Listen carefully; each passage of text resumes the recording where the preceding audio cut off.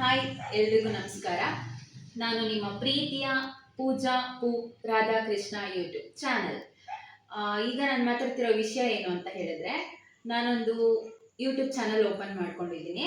YouTube channel name ಬಂದ್ಬಿಟ್ಟು Radhakrishna YouTube channel ಪೂಜಾ vlogs.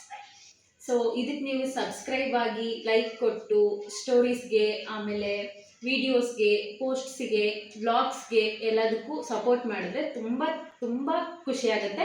ಏನಾದರೂ ಮಾಡಬೇಕು ಅಂತ ನಮಗೂ ಅನಿಸುತ್ತೆ.